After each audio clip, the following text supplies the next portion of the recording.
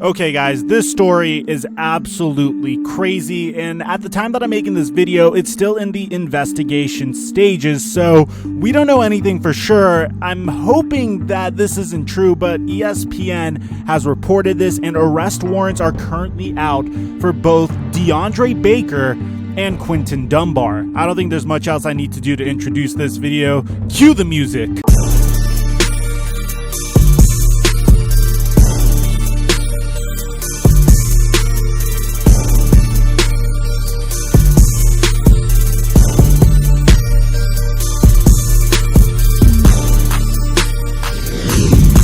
Mike check 1 2 1 2. What's going on, everybody? Your boy Mike back again with another NFL news video. Guys, really quickly, if you're new to my channel, you love football content, make sure you take a moment to drop a like, subscribe, and turn notifications on. We are officially 2,000 subscribers away from hitting a huge milestone on the channel, and that's hitting 50,000 subscribers on this channel. We literally created this channel 2.5 months ago, and the growth has been amazing. Now let's get to today's news. For those of you guys that don't know who Quinton Dunbar is, he is probably one of the greatest stories in the NFL for the past 5 years. He was an undrafted cornerback that ended up signing with the Washington Redskins, and believe it or not, he has seen his name associated with players like Richard Sherman and Stephon Gilmore. This past year, Quinton Dunbar was actually the leader in opposing quarterback passer rating, meaning whenever a quarterback threw against Quinton Dunbar, typically they would do really, really badly. Anytime a quarterback passed against Quinton Dunbar, the QB passer rating on average would be a 52.6. That is absolutely atrocious for any opposing quarterback.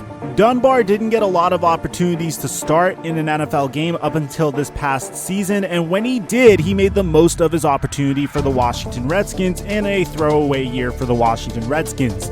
This past season, he was able to notch 4 interceptions and 8 passes defended. He also was able to notch 37 combined tackles. For a cornerback, that's phenomenal considering the fact that he was targeted 52 times. Now, bear in mind, he also allowed 29 receptions, but for the most part, for the amount that he was targeted, I'd say Quinton Dunbar performed very, very well this past season. Well, Dunbar is due for a contract extension eventually, and the Washington Redskins didn't want to move forward with him, so they traded Quinton Dunbar to the Seattle Seahawks this past offseason. If you ask me, Quinton Dunbar is primed for a very, very big season with the Seattle Seahawks because he joined Shaq Griffin, KJ Wright, Bobby Wagner, and Quandre Diggs on a very, very suffocating Seattle Seahawks defense that has the potential to get maybe halfway back to where they once were with the Legion of Boom. Meanwhile, you have a first-round pick in DeAndre Baker for the New York Giants, who was drafted at the end of the first round in the 2019 NFL Draft. That was apparently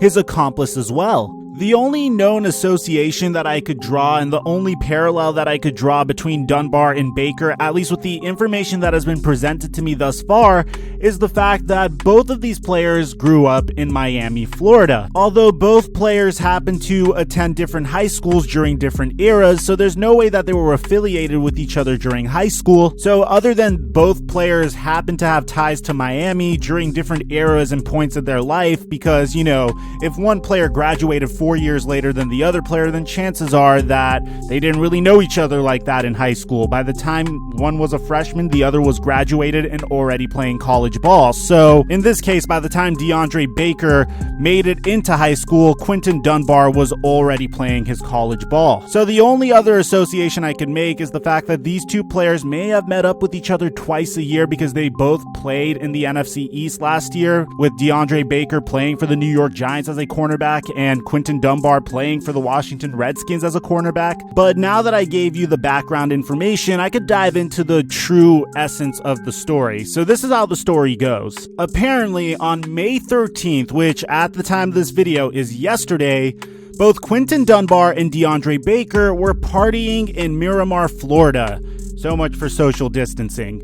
And guys, I'm sorry to make a side note here, but most of these crimes could have been avoided if people actually followed social distancing. If Earl Thomas followed social distancing, I don't think we'd be having this problem either. So if there's a lesson you could take from this, please follow proper social distancing guidelines during this time of a crazy pandemic. Back to the story. According to the police, two men were partying in Miramar, Florida on May 13th when things took a disturbing turn. Cops say that DeAndre Baker and Quinton Dunbar were allegedly hanging at a cookout, playing cards and video games, when an argument broke out and Baker whipped out a semi-automatic firearm. Cops say the men began to rob party guests, with Dunbar assisting in taking watches and other valuables at the direction of Baker. At one point, cops say Baker directed a third man who was wearing a red mask to shoot someone who had just walked into the party, but fortunately no one was actually shot. Law enforcement says the men made out with more than $7,000 in cash, along with several valuable watches, including an $18,000 Rolex watch, a $25,000 Hublot, and a pricey Audemars Piguet timepiece. That last one is so pricey and probably so valuable that I couldn't even pronounce it properly. Go figure. But don't trip, I have a way more detailed police report that I was able to get for you guys. According to this police report, someone had a party at his residence on May 13, 2020 in Miramar, which we already know. The party began around 8 p.m. and numerous individuals were in attendance. He did not know all of the individuals, but one of the attendees/assailants was later identified as DeAndre Baker. And obviously this is given by a witness that wants to be anonymous, so that's probably the name blacked out. So according to this witness who stated this under oath, he was outside cooking food when he heard a commotion inside. When he looked inside the residence, he observed DeAndre Baker with a gun in his hand. Baker was pointing it at one of the attendees of the party. So the witness alleged that Baker was directing two other individuals to take money and valuables from the other attendees. He also stated that Quinton Dunbar was assisting Baker in taking the money and valuables from the attendees. So the witness added that the assailant, while wearing a red mask, took his valuables, which was $800 in currency and a $18,000 Rolex watch, at the direction of Baker. And he also stated that Baker directed the assailant in the red mask to shoot someone, but thankfully no one was shot. So this is consistent with the TMZ report I showed you guys. The police report continues to say that the person in the red mask robbed him of $7,000 in US currency and a Hublot watch that was valued at $25,000. Baker apparently pointed a gun at him and he was worried for his life. He stated that two other individuals were armed with firearms, but Quinton Dunbar was not. The witness also indicated that those were involved in the robbery all left together in 3 different vehicles. The witness was also under the impression that this was planned out because the vehicles, which was one was a Mercedes, one was a Lamborghini, and one was a BMW, were later pre-positioned to an expedited and immediate departure from the area. This affiant then made contact with the witness, and according to him, he was attending a party at a residence that he was invited to attend. At this party, attendees were playing cards, video games, and gambling, but he was in the kitchen eating. It was at this point an argument ensued at the card table, and he observed DeAndre Baker and another individual identified as Shy flip over the table and whip out their firearms. It was at this point that Baker and Shy point their firearms in the face of the witness. And according to the witness, Quinton Dunbar was armed with a firearm and he was pointing it at 2 other witnesses. Then Baker walked over to him and took his money, which was $4,000 in US currency, a watch, which I can't really say the name, that was valued at $17,500, and then stated that he met Baker and Dunbar about 2 days ago in Miami at a different party at which Baker and Dunbar had lost about $70,000. According to this individual, the vehicles used by the assailants were pre-positioned outside the residence in a manner that would facilitate an expedited departure from the residence. This affiant then interviewed another individual, and according to him, DeAndre Baker pointed a gun at him and told him to give him all of his money, which was $600 in US currency, and his watch, which was a Richard Mille knockoff that was valued at $600. The victim also stated that Baker directed the person with the red mask to shoot. So this is all consistent stories, by the way. These are 3 different individuals with matching stories to shoot this victim as he walked into the area.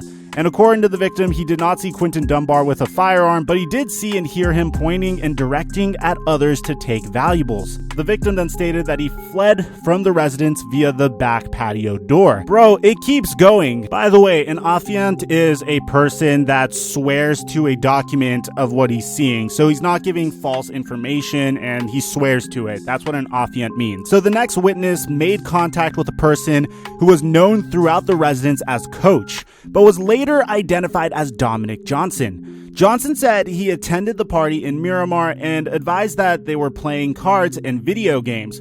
According to Johnson, a fight broke out between, anonymous individual and another anonymous individual.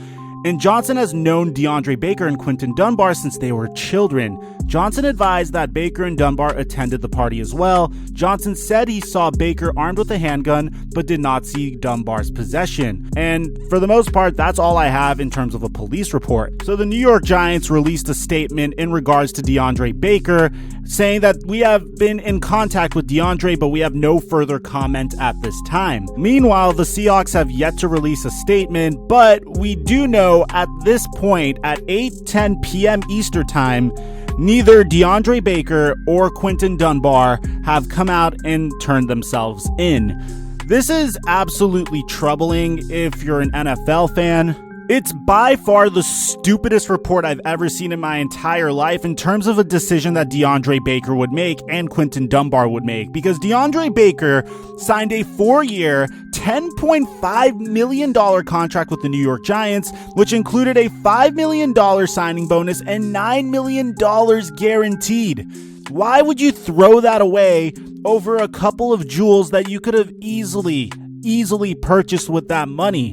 If anything happens, for all you know, this guy could be done with the NFL after pulling a stunt like this. Now, we don't know the full story. We don't know what's going to happen.